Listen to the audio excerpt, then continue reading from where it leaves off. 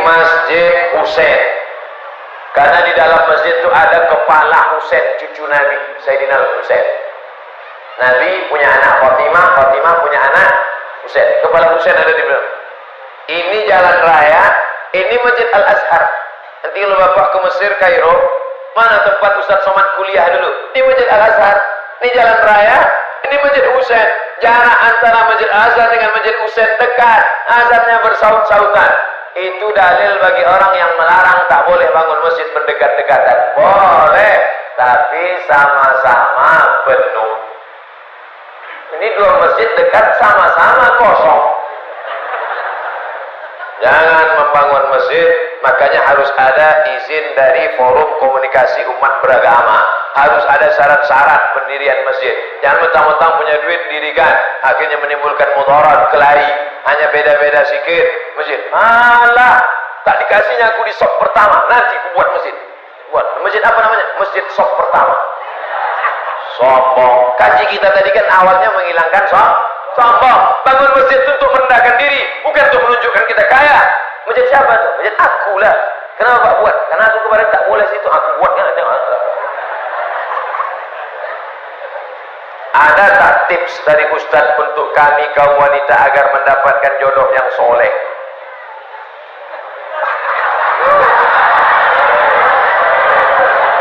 Jodoh itu rezeki apa tak rezeki? Rezeki. Rezeki itu dijamin Allah apa tak dijamin Allah? Kenapa risau? Sedangkan dijamin jasara harja aja kita tak risau. Banyak orang naik sepeda motor nyantai ngantuk-ngantuk. Kok nggak takut tabrakan? Alah, ada asuransi kok. Jodoh itu jaminan dari Allah SWT. Di atas pokok-pokok kayu itu sudah tertulis nama kita, bahwa ada kalau dia berbuah, buahnya untuk kita. Di atas pokok duku itu sudah tertulis nama kita, kalau duku itu berbuah, dukunya punya kita. Begitu juga dengan jodoh, sudah ditetapkan Allah SWT. Jangan risau kalau jodoh takkan ke mana. Karena jodoh kita berjumpa atau karena jumpa jadi berjodoh? Memang kalau udah siang-siangnya gak payah berpikir memang. Karena jodoh kita berjumpa atau karena berjumpa itu jadi berjodoh? Karena ada jodoh lah maka berjumpa. Kalau tak ada jodoh takkan berjumpa. Makanya kata Imam Al-Hasan Al-Basri, alimtu anna rizqi la ya'khuzuhu ghairi. Aku tahu rezekiku takkan mungkin diambil orang. Fatma'anna qalbi. Jodoh adik-adikku takkan mungkin dilarikan kucing. Nah, oleh sebab itu ini keyakinan masalah iman. Tapi ada usaha. Ini jodoh saya. Ini air, ini jodoh saya. Orang percut panitia sudah menetapkan ini jodoh Abdul Somad, ini jodoh saya. Tapi saya mesti berusaha membuka botolnya, memasukkannya ke gelas. Kalau tidak, tunggu aja lah. Tunggulah sampai mati, tak akan dapat. Harus ada usaha. Karena saya tak mampu membukanya, minta tolong ke panitia. Panitia bisa bukakan botol itu. Misal, ini udah terbuka ada untuk saya. Sudah ada. Kira-kira dari jawaban saya penuh dengan kiasan ini mudah dipahami? Apa ditakutkan? Kalian yang lajang-lajang, yang muda-muda, jangan kalian takut. Jodoh kalian itu akan datang yang solihah-solihah, insyaallah. Kalian yang solihah-solihah, yang gadis-gadis, tak jauh-jauh jodoh kalian, masih di sekitar sini juga. Tengoklah, ada yang di bawah pokok kayu, ada yang tersangkut-sangkut di tiang-tiang itu, ada di sini. Cuma harus tetap ada usaha. Jangan rusak jodoh rezeki yang baik karena usaha yang tak baik. Maka ibu jangan kasih anak pacaran. Jangan kasih anak pacaran, Bu. Nanti kalau datang anak laki-laki bertamu, "Ma, boleh saya bawa anaknya, Bu?" Jangan. Ustaz Somad kemarin sudah bilang, "Jangan. Sebentar aja, Bu, kami jalan-jalan." Tidak. Nanti kami belikan ibu mie ayam. Boleh.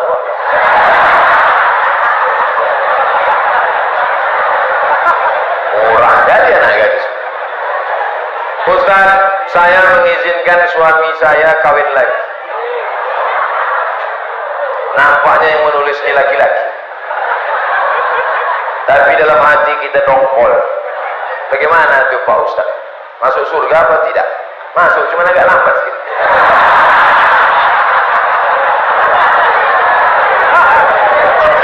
Wa ma umiru illa liya'budullaha mukhlishina lahuddin. Orang itu disuruh beramal dengan ikhlas. Nah, Bapak pandai-pandailah merayu. Adinda, maukah engkau kutunjukkan suatu amal, kalau kau laksanakan ini kau masuk surga secepat-cepatnya? Apa itu bang? Izinkan abang nikah lagi. Tak masuk udah bapak.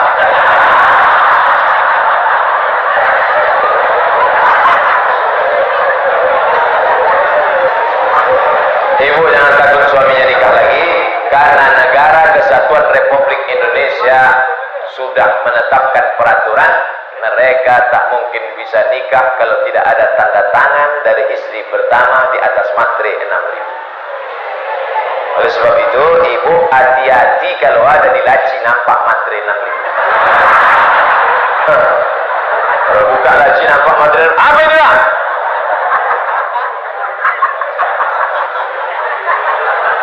Ibu tak usah takut. Ibu tak usah takut, tak usah sedih, tak usah cemas. Mereka ini tak ada yang berani. Udah aku tengok pucat-pucat semua muka.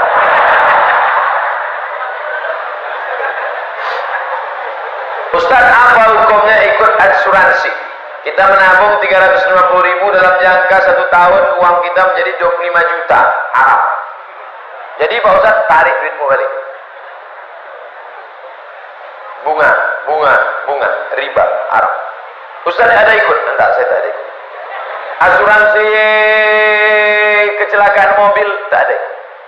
Jadi kalau Ustaz tabrakan, masuk bengkel, bayar. Pernah Ustaz kecelakaan, ditabrak dari depan pernah, dari belakang pernah, dari samping pernah, tak mati-mati.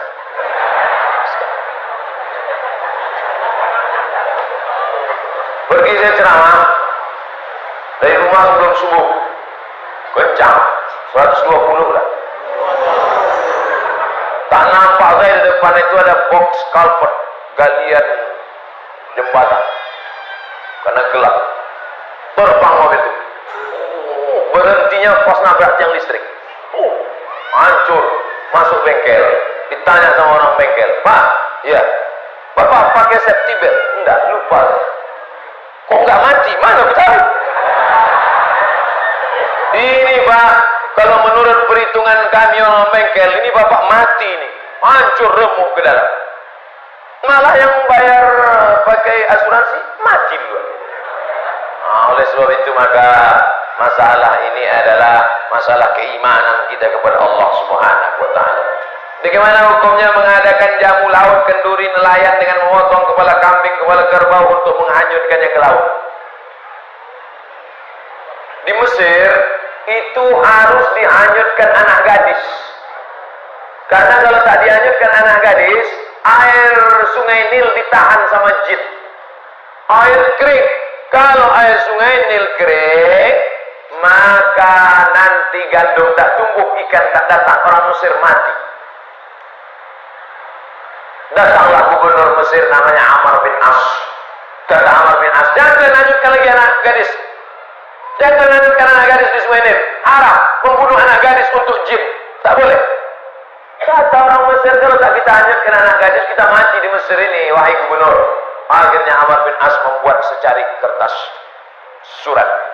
Wahai Khalifah Umar bin Khattab, tolong kau tulis, tolong kau kasih fatwa, apa hukum menghanyutkan anak gadis ke sungai Nil. Datang Umar bin Khattab, dibalasnya lah, kasih amplop, nih hanyutkan ke sungai Nil. Surat dari Umar bin Khattab, hanyutkan ke sungai Nil.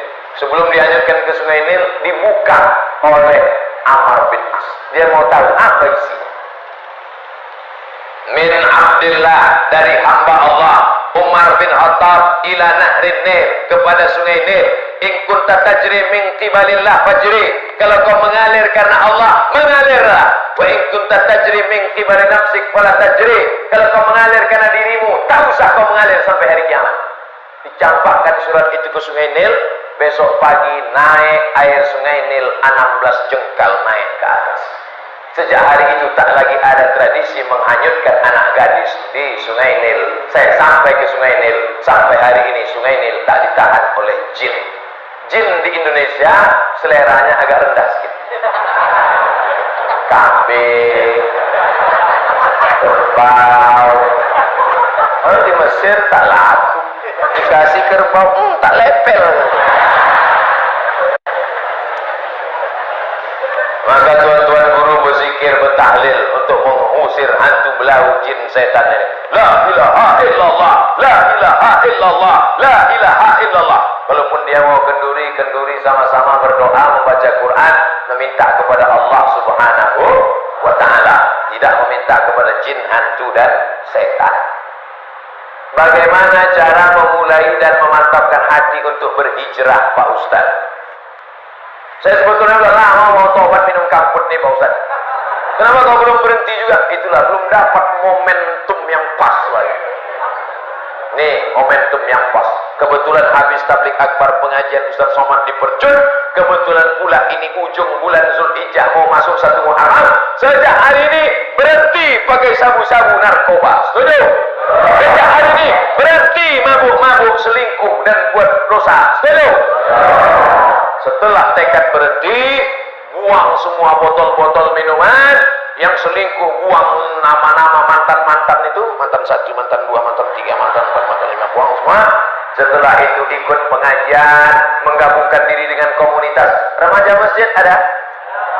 Buat BKPRM, Badan Kontak Persatuan Remaja Masjid Sumatera Utara, Medan, Deli Serdang, ikut menggabungkan diri. Jangan sendirian, karena setan mendatangi orang yang sendirian. Zuhur berjamaah, asar berjamaah, komunitas berjamaah. Jangan lagi berkawan sama mereka. Saya berkawan sama mereka untuk gaul aja, Pak Ustaz. Nanti kau mau memancing mereka, rupanya bukan tukang pancing dapat ikan, tapi tukang pancing dilarikan ikan. Kau rasa kau sudah kuat? Oh, udah kuat ini, Pak Ustaz. Mancing. Iya, kalau datang ikan gembok, kalau ikan paus. Oleh sebab itu maka berjamaah. Alaikum bil jamaah. Ibu-ibu yang sudah hijrah, yang sudah pakai jilbab panjang, ikut wirid Yasin. Masih ada wirid Yasin di Percut? Hari Kamis apa hari Jumat? Kamis Jumat. Mantap, ikuti, lanjutkan, teruskan. Anak-anak kecil bawa, gendong-gendong tidur. Karena kadang anak kecil ini menangis, ibu yang sebelah marah. Alah, anak kau ini hanyutkan aja ke sungai.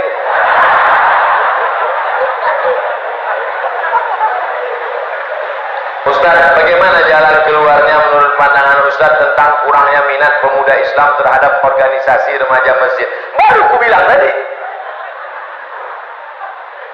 Belajar sama BKPRM, Badan Kontak Persatuan Remaja Masjid. Selama saya datang, itu banyak berperan mereka. Supaya nanti dibuat kajian, didata anak-anak muda sekitar sini, dibuatkan absennya, dibuatkan acaranya. Anak muda jangan satukan pengajian sama orang tua. Pengalaman yang sudah-sudah mereka tak mau. Anak muda, kenapa kalian tak mau datang? Disatukan buat kami sama orang tua. Kami Pak Ustaz takut. Takut kenapa? Asal kami tengok orang tua mau mati aja bawaan kami. Maka anak muda ini dibuat pengajian khusus anak muda. Ustadznya pun janganlah undang ustadz tua macam Ustadz Somad. Undanglah ustadz anak muda macam Ustadz Hanan At-Taqi. Ustadz anak muda yang pakai topi macam Bob Marley. Sebelum pengajian mereka pakai motor, pakai celana jeans, koyak-koyak, tapi di dalamnya pakai karet panjang, main skateboard, main futsal, pakai audio visual, pakai layar, nonton bareng. Nah itu, jadi anak muda tak bisa. Anak muda tak bisa dia ikut sama orang tua. Apalagi bapak-bapak itu pengajian. Berjudul pengajian kita malam ini adalah bagaimana menghadapi sakaratul maut. Bisa. Anak muda ini tak mau ceramah panjang-panjang. Dia pengajiannya paling lama 15 menit. Lebih banyak dialog interaktif, ngobrol, diundang situ Pak Polisi. Bapak Ibu, Bapak jangan ikut dulu ya. Pagi hari Ahad khusus pengajian anak muda di Percut. Menghadirkan 4. Dokter, polisi, tentara, ustadz. Judulnya bahaya narkoba bagi anak muda. Sebelum acara nonton dulu. Tengok anak muda yang sakau. Tengok tuh. Nanti kalau kalian main macam itu kalian ada. Setelah itu baru tanya, Pak Polisi bisa jelaskan tentang bahaya narkoba? Menurut undang-undang negara Republik Indonesia, kalau pakai narkoba menurut penjara. Penjara. Pak dokter, bisa jelaskan tentang narkoba? Siapa yang pakai narkoba nanti gila. Siapa yang pakai narkoba nanti salah suntik mati. Nah, ada yang lebih rendah lagi Pak Ustaz. Bodoh. Nah, berikut ini mari kita dengarkan penjelasan dari Ustaz. Mudah-mudahan setelah Bapak polisi menjelaskan masuk penjara, dokter pula menjelaskan mati, mungkin Ustaz dapat menenangkan jiwa kita. Ustaz, apa hukum narkoba ini Pak Ustaz? Neraka jahanam.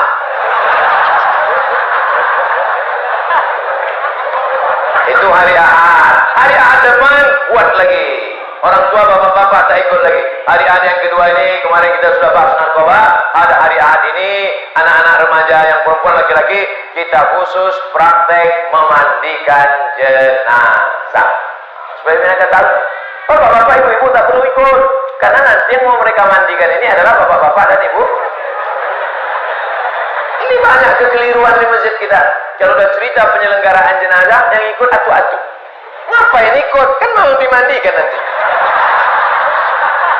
Justru yang ikut penyelenggaraan jenazah adalah anak-anakmu. Anak muda, supaya kalian bisa memandikan ayah kalian. Saya ingin yang memandikan saya adalah anak saya. Karena kalau anak saya mandikan saya, tak mungkin diceritakannya aib saya, buah hati belayan jiwa saya, darah daging saya, pasti menjaga kehormatan saya, tak mungkin dimain-mainkannya saya. Bapak-bapak yang sombong, bapak-bapak yang angkuh, anak kalian tak pandai mandikan, awas kalau kalian mati. Ini yang sombong dulu kan, katanya. Yang ambilnya sikat gigi, cucuknya ke hidung. Jadi kalian yang sombong. Ibu yang kaya-kaya, yang angkuh-angkuh, yang sombong-sombong. Pas mandi nanti, anak ibu tak pandai mandikan. Siapa keluarga yang bisa mandikan? Jadi siapa? Kami serahkan aja. Sementara itu dulu ibu-ibu yang selalu diejek-ejeknya, karena miskin, karena susah. Tutupnya pintu. Anak-anak jangan ikut ya, katanya kunci pintu. Kau dulu sombong kan? Kenapa masuk?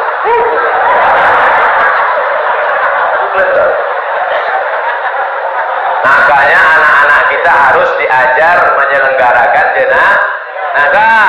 Kalau sudah sakit bagaimana sakratul mautnya? Habis sakratul maut bagaimana meletakkan tangannya? Karena kalau sudah keras payah. Waktu lembut itu supaya bengkok. Karena kalau sudah keras tangan gimana mau membengkokkannya? Ya kalau matinya begini. Kalau matinya begini, bagaimana membuka kainnya? Jangan sampai setelah tangan bengkok gimana buka baju pakai gunting, tak mungkin. Bagaimana mengatasinya waktu sakit? Bagaimana kalau dia meleleh air liurnya? Bagaimana kalau keluar muntahnya? Bagaimana kotorannya? Lalu kemudian bagaimana mandikannya? Setelah mandikannya bagaimana mengkafankannya? Setelah mengkafankannya bagaimana sholatnya? Setelah menyolatnya bagaimana menguburkannya? Setelah dikuburkan bagaimana mengirim doa-doa setelah mati? Itu diajarkan pada anak-anak muda supaya dia tahu mengurus kita dan supaya dia tahu bagaimana mati. Kalau dia sudah tahu mati menjadi rem supaya dia tidak pakai narkoba, menjadi rem supaya dia tidak berzina, menjadi rem supaya dia tidak buat dosa.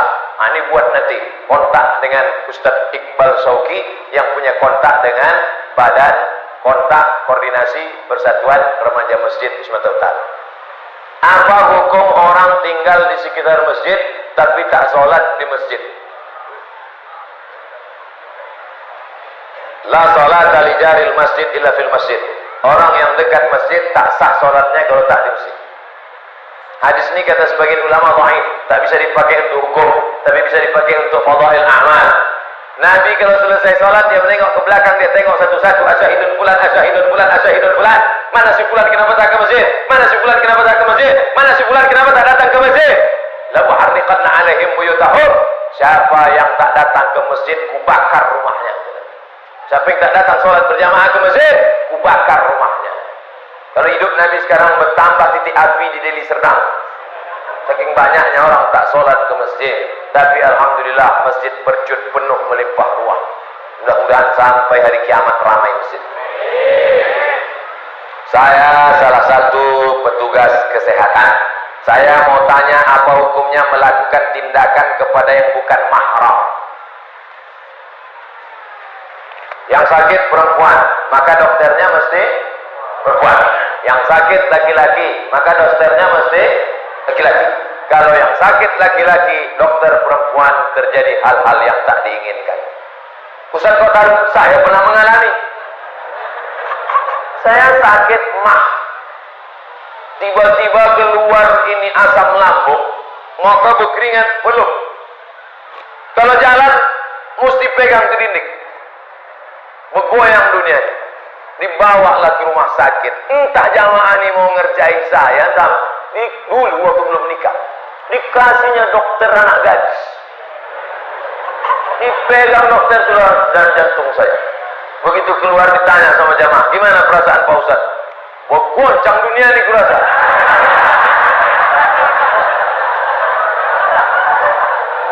Ingat saya orang ngerjain saya itu sekarang.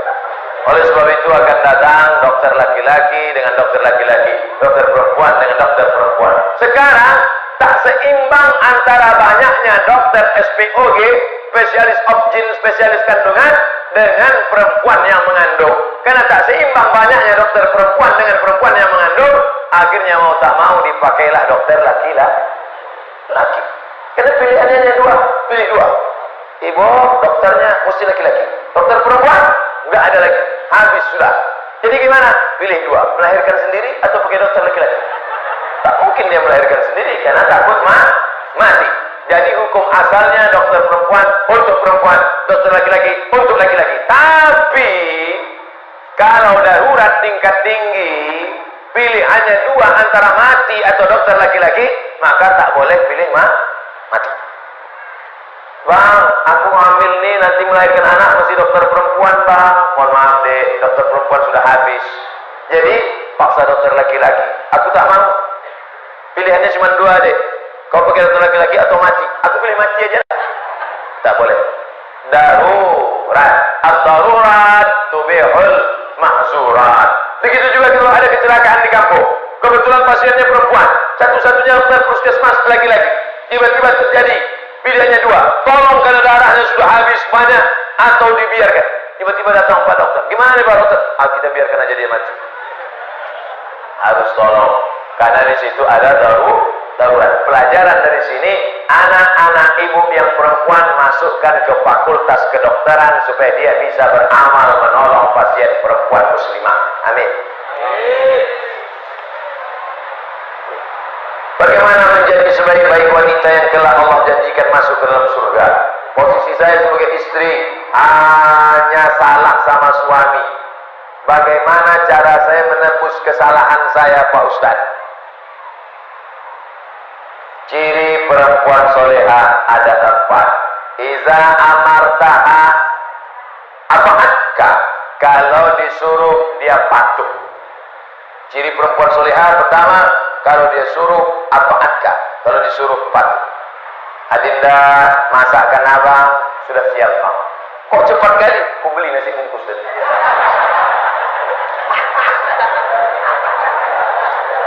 Sedang kali gulai soleha. Banyak abang tengok. Gulai apa namanya ini, Dek? Gulai tunjuk, bang. Oh, aku tunjuk aja.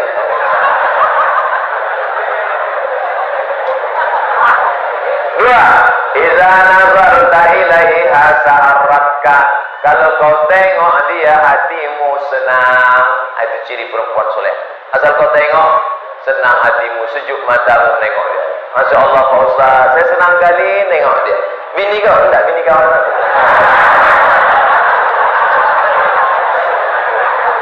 Idza nazarta ilaiha sarraka. Kalau kau tengok dia hatimu senang. Idza amartaha ata'atka. Kalau kau suruh dia patuh. Yang ketiga, idza ghibta anha. Kalau kau pergi, dijaganya hartamu dan anakmu. Pergi kau, anakmu dan hartamu dijaganya. Jangan sampai pergi kau 1 hari hilang kulkas. Pergi sehari lagi hilang rumah. Pergi 3 hari dia hilang. Yang keempat, selalu didoakannya engkau. Doakannya yang baik, Pak. Walaupun laki itu Fir'aun, tetap istri Fir'aun mendoakan yang baik. Siapa nama istri Fir'aun? Asiyah. Doa Asiyah ada dalam Quran. Rabbi ibnili indaka baitan fil jannah. Ya Allah, bangunkan aku satu rumah dalam surga. Wa najini min Fir'aun wa 'amalihi, selamatkan aku dari Fir'aun dan perbuatannya. Wa najini minal qaumiz zalimin, selamatkan aku dari orang yang zalim. Nah, ibu-ibu yang lakinya agak-agak macam Fir'aun, baca doa. Kita doa sama-sama. Rabbi ibni li 'indaka baitan fil jannah wa najjini min Fir'aun wa 'amalihi wa najjini minal qaumiz zalimin. Insyaallah dua gendang. Kalau tak berhenti dia minum khamar, taubat dia, atau tenggelam dia di laut merah macam Fir'aun. Pak Ustaz, saya mau tanya, apa hukumnya perempuan sholat Jumat?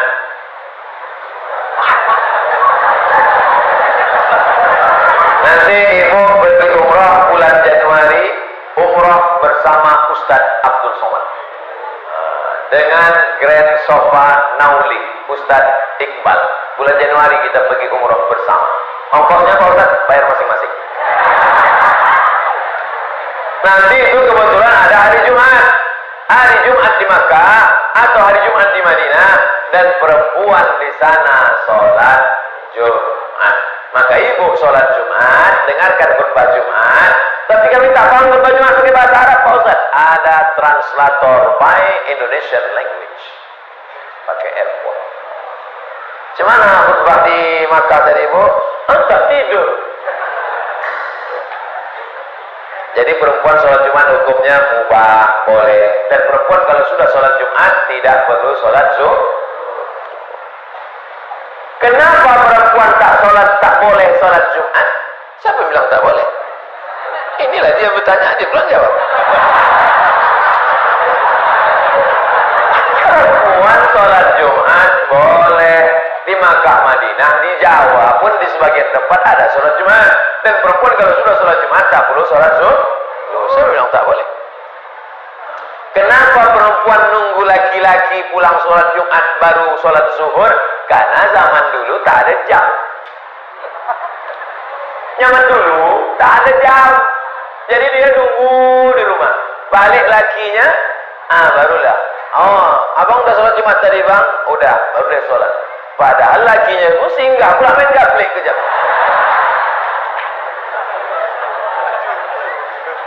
Sholat Jumat masuk waktunya sama dengan waktu sholat zuhur. Sekarang jam 12.29. Allahu Akbar, Allahu Akbar. Habis azan ibu sholat, karena sudah masuk waktu sholat. Cuman zaman dulu takut kalau nengok matahari tak mendung. Jangan ikut azan HP. Azan HP itu tak semuanya betul. Apalagi waktu sedang buka puasa. Udah makan, rupanya setelan jam Jakarta. Semoga Pak Ustaz dalam lindungan Allah, amin. Di daerah kami ini dominan sebagai pedagang ikan. Apakah riba dalam berdagang ikan? Jual gandum bayar gandum, riba. Jual korma bayar korma, riba. Jual emas bayar emas, riba. Jual garam bayar garam, riba. Adapun jual ikan bayar duit, tak riba. Karena di situ ada transaksi jual beli. Aku beli ikan ini sekilo 50.000 tunai, sah. Selama tak ada tipu. Bagus ikan ini, bagus. Coba tengok insangnya merah kan? Merah. Rupanya darah daging kurban. Ini lepoh-lepoh kayaknya ke sini. Merah. Oleh sebab itu jangan tipu. Kadang-kadang ikan ini sampai lalat pun tak mau hinggap di situ. Ada lalat tak mau hinggap di ikan, karena ikan sudah disiram formalin, segar ikan. Lalat pun tak mau. Datang orang kaya itu beli ikan. Wah, ini ikan bagus. Banyak orang kaya cepat mati gara-gara makan ikan formalin. Lalat pun heran. Aku aja tak mau, kalian mau lalat. Jangan ada tipu. Nabi masuk ke pasar, Nabi masukkan tangannya ke dalam gandum, Nabi masukkan tangannya ke dalam korma, di dalam basah, di luar kering, di dalam busuk, di luar bagus. Kata Nabi, "Ma hadza ya sahibat ta'am." Hei penjual, kenapa dia begini? Kata penjual, penjual ashabul mator kena hujan. Kenapa kau tutup? Kalau ku buka tak laku. Man rasyana falaisa minna, siapa yang menipu bukan golongan kami. Jangan kasih anak makan dari hasil tipu haram. Otaknya tak menangkap baca Quran, otaknya tak bersih. Anak yang hijau yang jujur menjadi rusak. Bukan anak itu yang jahat gara-gara kita menyebabkan yang haram. Makan nasi halal tapi diberi dari uang haram, maka darah daging sepiring nasi berubah menjadi setetes darah, setetes darah berubah menjadi segumpal daging, daging dalam kulit membalut tulang. Ayyuma lahmin nabata min haramin, setiap daging tumbuh dari yang haram, fannaru auladi, tempatnya api neraka jahanam. Mudah-mudahan kita selamat dari makan haram. Di akhir majelis mari kita berdoa kepada Allah. Astaghfirullahalazim, astaghfirullahalazim, astaghfirullah.